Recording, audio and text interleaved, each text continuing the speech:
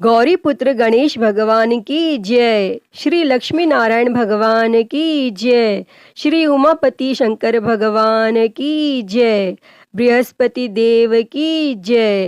प्रिय भक्तजनों, आज हम इस वीडियो में बृहस्पतिवार की व्रत कथा सुनेंगे। बृहस्पतिवार व्रत को करने से मन की इच्छाएं पूरी होती हैं और बृहस्पति महाराज प्रसन्न होते हैं तथा धन, पुत्र, विद्या और मनवांछित फलों की प्राप्ति होती है।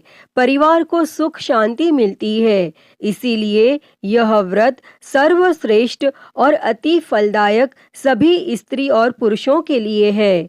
इस व्रत में केले का पूजन करना चाहिए। कथा और पूजन के समय तन, मन, क्रम, वचन से शुद्ध होकर जो इच्छा हो बृहस्पति देव की प्रार्थना करनी चाहिए और उनकी इच्छाओं को बृहस्पति देव अवश्य पूर्ण करते हैं, ऐसा मन में दृढ़ विश्वास रखना चाहिए। तो भक्तजनों, आइए अब सुनते हैं बृहस्पतिवार की व्रत कथा। तो आप सभी भक्तजन बड़ी ही श्रद्धा, ध्यान पूर्वक और प्रसन्न चित्त मन से इस कथा को सुनिए। तो सभी प्रेम से बोलिए श्री लक्ष्मी नारायण भगवान की जय। बृहस्पति देव की जय। सर्व देवी देवता की जय। भारतवर्ष में एक राजा राज्य करता था। वह बड़ा प्रतापी और दानी था। वह नित्य गरीबों और ब्राह्मणों की सहायता करता था, लेकिन यह बात उसकी रानी को अच्छी नहीं लगती थी। वह ना ही गरीबों को दान देती और ना ही भगवान का पूजन करती थी और राजा को भी दान देने से मना किया करती थी। एक दिन राजा शिकार खेलने वन को गए हुए थे तो रानी महल में अकेली थी। उसी समय बृहस्पति देव साधु वेश में राजा के महल में भिक्षा के लिए गए और भिक्षा मांगी। तब रानी ने भिक्षा देने से इनकार किया और कहा, हे साधु महाराज, मैं तो दान पुण्य से तंग आ गई हूँ। मेरा पति सारा धन लुटाता रहता है। मेरी इच्छा है कि हमारा धन नष्ट हो जाए, फिर न रहेगा बांस, न बजेगी बांसुरी। तब साधु ने कहा, देवी, तुम तो बड़ी अजीब हो। धन, संतान तो सभी चाहते हैं, पुत्र और लक्ष्मी तो पापी के घर भी होनी चाहिए। यदि तुम्हारे पास अधिक धन है तो भूखों को भोजन दो, प्यासों के लिए प्याऊ बनवाओ, मुसाफिरों के लिए धर्मशालाएं खुलवाओ और निर्धन अपनी कुंवारी कन्याओं का विवाह नहीं कर सकते, उनका विवाह करा दो। ऐसे कई और काम हैं जिनको करने से तुम्हारा यश लोक परलोक में फैलेगा। परंतु रानी पर उपदेश का कोई प्रभाव न पड़ा। वह बोली, महाराज, आप मुझे कुछ न समझाएं। मैं ऐसा धन नहीं चाहती जो हर जगह बांटती फिरूं। तब साधु ने उत्तर दिया, यदि तुम्हारी ऐसी इच्छा है तो तथास्तु। तुम ऐसा करना कि बृहस्पतिवार को घर लीप कर पीली मिट्टी से अपना सिर धोकर स्नान करना, भट्टी चढ़ाकर कपड़े धोना। ऐसा करने से आपका सारा धन नष्ट हो जाएगा। और इतना कहकर वह साधु महाराज वहां से आलोप हो गए। तब साधु के अनुसार कही बातों को पूरा करते हुए रानी को केवल 3 बृहस्पतिवार ही बीते थे कि उसकी समस्त धन संपत्ति नष्ट हो गई और भोजन के लिए राजा का परिवार तरसने लगा। तब एक दिन राजा ने रानी से बोला कि हे रानी, तुम यहीं रहो, मैं दूसरे देश को जाता हूँ, क्योंकि यहाँ पर सभी लोग मुझे जानते हैं, इसीलिए मैं कोई छोटा कार्य नहीं कर सकता। तब ऐसा कहकर राजा परदेश चला गया और वहां वह जंगल से लकड़ी काटकर लाता और शहर में बेचता और इस तरह वह अपना जीवन व्यतीत करने लगा।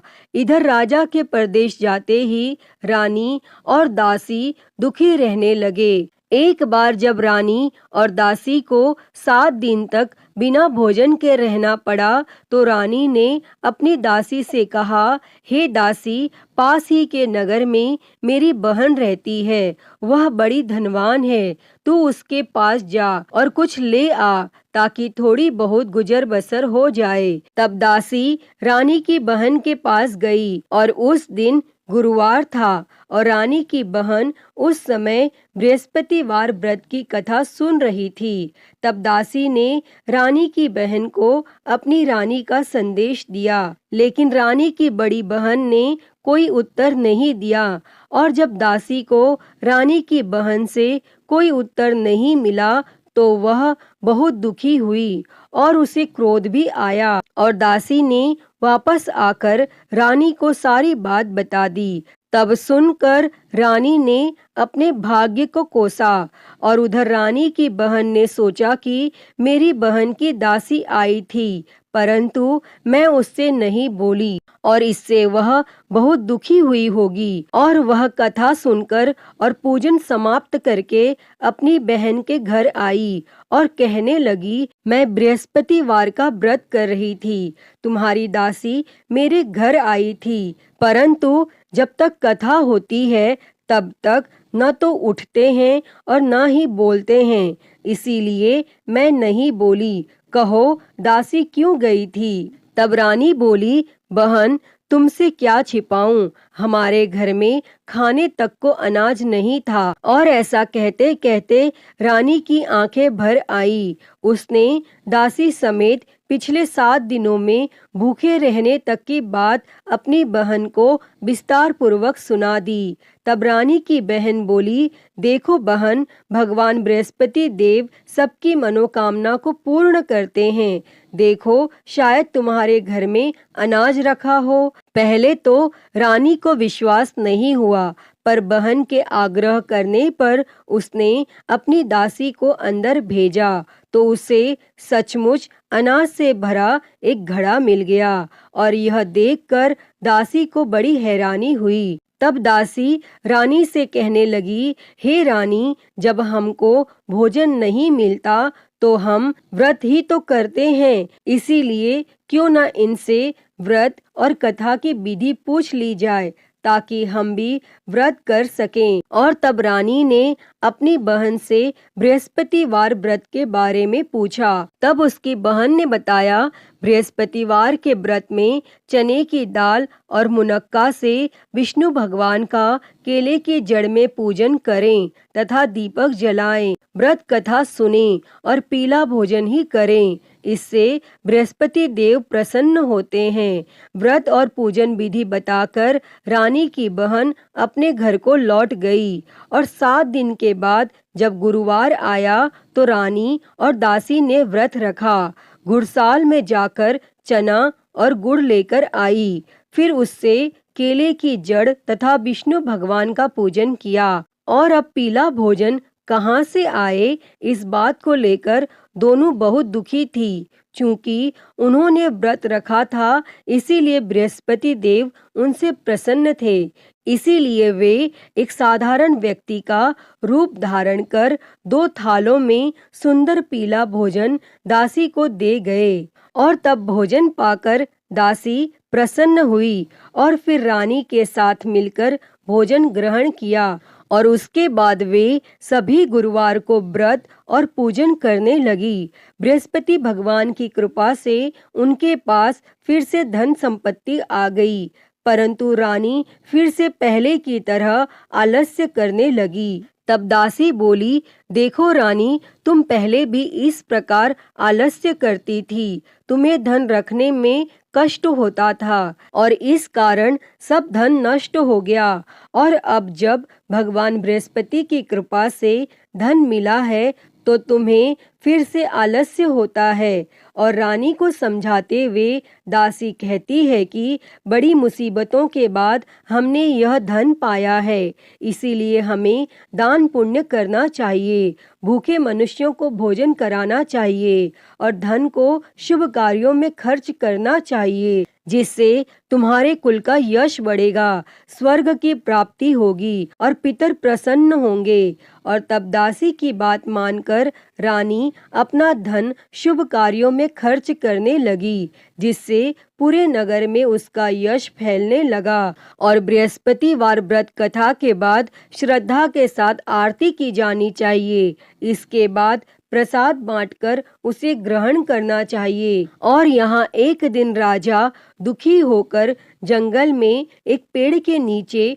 आसन जमाकर बैठ गया। वह अपनी दशा को याद करके व्याकुल होने लगा और बृहस्पतिवार का दिन था। एकाएक उसने देखा कि निर्जन वन में एक साधु प्रकट हुए और वह साधु वेश में स्वयं बृहस्पति देवता थे। लकड़हारे के सामने आकर बोले, हे लकड़हारे, इस सुनसान जंगल में तू चिंता मग्न क्यों बैठा है?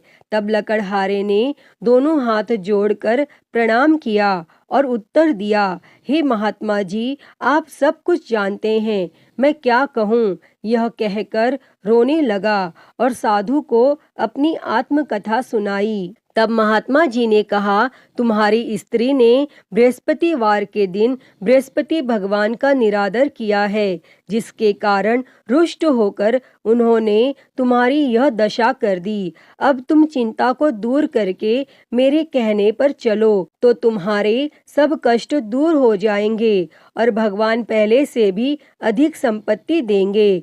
तुम बृहस्पति के दिन कथा किया करो। 2 पैसे के चने मुनक्का लाकर उसका प्रसाद बनाओ और शुद्ध जल से लोटे में शक्कर मिलाकर अमृत तैयार करो। कथा के पश्चात अपने सारे परिवार और सुनने वाले प्रेमियों में अमृत व प्रसाद बांटकर आप भी ग्रहण करो। ऐसा करने से भगवान तुम्हारी सब मनोकामनाएं पूरी करेंगे। तब साधु के ऐसे वचन सुनकर लकड़हारा बोला, हे प्रभु, मुझे लकड़ी बेचकर इतना पैसा नहीं मिलता जिससे भोजन के उपरांत कुछ बचा सकूं। मैंने रात्रि में अपनी स्त्री को व्याकुल देखा है। मेरे पास कुछ भी नहीं जिससे मैं उसकी खबर मंगा सकूं। तब साधु ने कहा, हे लकड़हारे, तुम किसी बात की चिंता मत करो। बृहस्पति के दिन तुम रोजाना की तरह लकड़ियां लेकर शहर को जाओ। तुमको रोज से दुगना धन प्राप्त होगा, जिससे तुम भली भांति भोजन कर लोगे तथा बृहस्पति देव की पूजा का सामान भी आ जाएगा। और इतना कहकर साधु अंतर ध्यान हो गए और धीरे धीरे समय व्यतीत होने पर फिर वही बृहस्पतिवार का दिन आया और लकड़हारा जंगल से लकड़ी काटकर किसी शहर में बेचने गया। उसे उस दिन और दिन से अधिक पैसा मिला। तब राजा ने चना गुड़ आदि लाकर गुरुवार का व्रत किया और उस दिन से उसके सभी क्लेश दूर हो गए। परंतु जब दोबारा गुरुवार का दिन आया तो बृहस्पतिवार का व्रत करना वह भूल गया। इस कारण बृहस्पति भगवान नाराज हो गए और उस दिन उस नगर के राजा ने विशाल यज्ञ का आयोजन किया तथा शहर में यह घोषणा करा दी कि कोई भी मनुष्य अपने घर में भोजन न बनावे और न आग जलावे। समस्त जनता मेरे यहाँ भोजन करने आवे और इस आज्ञा को जो न मानेगा उसे फांसी की सजा दी जाएगी। और इस तरह की घोषणा संपूर्ण नगर में करवा दी गई। तब राजा की आज्ञा अनुसार शहर के सभी लोग भोजन करने गए, लेकिन लकड़हारा कुछ देर से पहुंचा, इसीलिए राजा उसको अपने साथ घर लिवा ले गए और ले जाकर भोजन करा रहे थे तो रानी की दृष्टि उस खूंटी पर पड़ी जिस पर उसका हार लटका हुआ था। वह वहां पर दिखाई नहीं दिया। तब रानी ने निश्चय किया कि मेरा हार इस मनुष्य ने चुरा लिया है और उसी समय सिपाहियों को बुलाकर उसको कारागार में डलवा दिया। और जब लकड़हारा कारागार में पड़ गया और वह बहुत दुखी होकर विचार करने लगा कि न जाने कौन से पूर्व जन्म के कर्म से मुझे यह दुख प्राप्त हुआ है, और वह उसी साधु को याद करने लगा जो कि जंगल में मिले थे। तब उसी समय तत्काल बृहस्पति देव साधु के रूप में प्रकट हुए और उसकी दशा को देखकर कहने लगे, अरे मूर्ख, तूने बृहस्पति देव की कथा नहीं करी, इस कारण तुझे दुख प्राप्त हुआ है। अब चिंता मत कर, बृहस्पतिवार के दिन कारागार के दरवाजे पर 4 पैसे पड़े मिलेंगे, उनसे तू बृहस्पति देव की पूजा करना और तेरे सभी कष्ट दूर हो जाएंगे। तब बृहस्पतिवार के दिन उसे 4 पैसे मिले। लकड़हारे ने कथा कही और उसी रात्रि को बृहस्पति देव ने उस नगर के राजा को स्वप्न में कहा, हे राजा, तुमने जिस आदमी को कारागार में बंद कर दिया है वह निर्दोष है, वह राजा है, उसे छोड़ देना, और रानी का हार उसी खूंटी पर लटका है। अगर तू ऐसा नहीं करेगा तो मैं तेरे राज्य को नष्ट कर दूंगा। और इस तरह रात्रि के स्वप्न को देखकर राजा प्रातः काल उठा और खूंटी पर हार देखकर लकड़हारे को बुलाकर क्षमा मांगी तथा लकड़हारे को योग्य सुंदर वस्त्र आभूषण देकर विदा कर दिया। और बृहस्पति देव की आज्ञा के अनुसार लकड़हारा अपने नगर को चल दिया। और जब राजा अपने नगर के निकट पहुंचा तो उससे बड़ा आश्चर्य हुआ। नगर में पहले से अधिक बाग, तालाब, कुएं तथा बहुत सी धर्मशाला, मंदिर आदि बन गई हैं। तब राजा ने पूछा, यह किसका बाग और धर्मशाला है? तब नगर के सब लोग कहने लगे, यह सब रानी और बांदी के हैं। तो राजा को आश्चर्य हुआ और गुस्सा भी आया। और जब रानी ने यह खबर सुनी कि राजा आ रहे हैं तो रानी ने बांदी से कहा कि हे दासी, देख राजा हमको कितनी बुरी हालत में छोड़ गए थे और हमारी ऐसी हालत देखकर वह लौट न जाए, इसीलिए तू दरवाजे पर खड़ी हो जा। तब आज्ञा अनुसार दासी दरवाजे पर खड़ी हो गई और राजा आए तो उन्हें अपने साथ लिवा लाई। तब राजा ने क्रोध करके अपनी रानी से पूछा कि यह धन तुम्हें कैसे प्राप्त हुआ है? तब रानी ने कहा, हमें यह सब धन बृहस्पति देव के इस व्रत के प्रभाव से प्राप्त हुआ है। और फिर राजा ने निश्चय किया कि 7 रोज बाद तो सभी बृहस्पति देव का पूजन करते हैं, परंतु मैं प्रतिदिन दिन में 3 बार कहानी तथा रोज व्रत किया करूँगा। और अब हर समय राजा के दुपट्टे में चने की दाल बंधी रहती तथा दिन में 3 बार कहानी कहता। और एक रोज राजा ने विचार किया कि चलो अपनी बहन के यहाँ हो आवे। इस तरह निश्चय कर राजा घोड़े पर सवार हो अपनी बहन के यहाँ को चलने गया। मार्ग में उसने देखा कि कुछ आदमी एक मुर्दे को लिए जा रहे हैं। उन्हें रोककर राजा ने कहा, अरे भाइयों, मेरी बृहस्पति देव की कथा सुन लो। और वे बोले, लो, हमारा तो आदमी मर गया है, इसको अपनी कथा की पड़ी है। परंतु कुछ आदमी बोले, अच्छा कहो, हम तुम्हारी कथा भी सुनेंगे। तब राजा ने दाल निकाली और जब कथा आधी हुई थी कि मुर्दा हिलने लग गया। और जब कथा समाप्त हो गई तो राम राम करके मनुष्य उठकर खड़ा हो गया।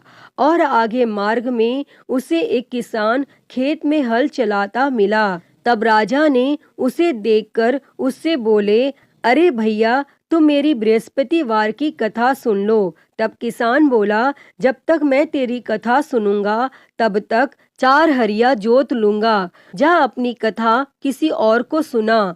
इस तरह राजा आगे चलने लगा और राजा के हटते ही बैल पछाड़ खाकर गिर गया तथा किसान के पेट में बड़ी जोर का दर्द होने लगा। और उस समय उसकी माँ रोटी लेकर आई। उसने जब यह देखा तो अपने पुत्र से सब हाल पूछा। तब बेटे ने सभी हाल कह दिया। तो बुढ़िया दौड़ी दौड़ी उस घुड़सवार के पास गई और उससे बोली कि मैं तेरी कथा सुनूंगी, तू अपनी कथा मेरे खेत पर चलकर ही कहना।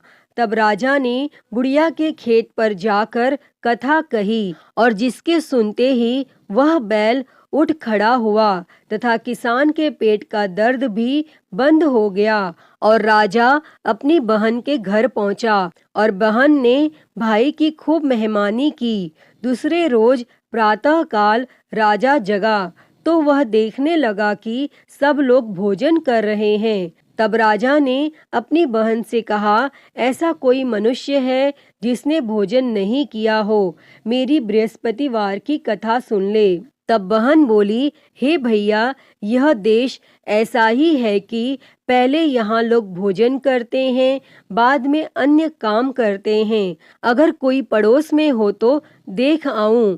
और वह ऐसा कहकर देखने चली गई, परंतु उसे कोई ऐसा व्यक्ति नहीं मिला जिसने भोजन न किया हो। अतः वह एक कुम्हार के घर गई जिसका लड़का बीमार था। उसे मालूम हुआ कि उनके यहाँ 3 रोज से किसी ने भोजन नहीं किया है। तब रानी ने अपने भाई की कथा सुनने के लिए कुम्हार से कहा और वह तैयार हो गया। तब राजा ने जाकर बृहस्पतिवार की कथा कही, जिसको सुनकर उसका लड़का ठीक हो गया और अब तो राजा की प्रशंसा होने लगी। फिर एक रोज राजा ने अपनी बहन से कहा कि हे बहन, हम अपने घर को जाएंगे, तुम भी तैयार हो जाओ। राजा की बहन ने अपनी सास से कहा। सास ने कहा, हाँ चली जा, परंतु अपने लड़कों को मत ले जाना, क्योंकि तेरे भाई की कोई औलाद नहीं है। और बहन ने अपने भैया से कहा, हे भैया, मैं तो चलूंगी, पर कोई बालक नहीं जाएगा। तब राजा बोला, जब कोई बालक नहीं चलेगा तब तुम भी क्या करोगी? और बड़े दुखी मन से राजा अपने नगर को लौट आया। और राजा ने अपनी रानी से कहा, हम निर्वंशी है, हमारा मुंह देखने का धर्म नहीं है, और फिर कुछ भोजन आदि भी नहीं किया। तब रानी बोली, हे प्रभु, बृहस्पति देव ने हमें सब कुछ दिया है, वह हमें औलाद अवश्य देंगे। और उसी रात को बृहस्पति देव ने राजा से स्वप्न में कहा, हे राजा, उठ, सभी सोच त्याग दे, तेरी रानी गर्भ से है। तब राजा को यह बात सुनकर बड़ी खुशी हुई और 9वें महीने में उसके गर्भ से एक सुंदर पुत्र पैदा हुआ। तब राजा बोला, हे रानी, स्त्री बिना भोजन के रह सकती है, पर बिना कहे नहीं रह सकती। जब मेरी बहन आवे तुम उससे कुछ कहना मत। तब रानी ने यह सुनकर हाँ कर दिया। और जब राजा की बहन ने यह शुभ समाचार सुना तो वह बहुत खुश हुई और बधाई लेकर अपने भाई के यहाँ आई। तभी रानी ने कहा, घोड़ा चढ़कर तो नहीं आई, गधा चढ़ी आई। तब राजा की बहन बोली, भाभी, मैं इस प्रकार न कहती तो तुम्हें औलाद कैसे मिलती।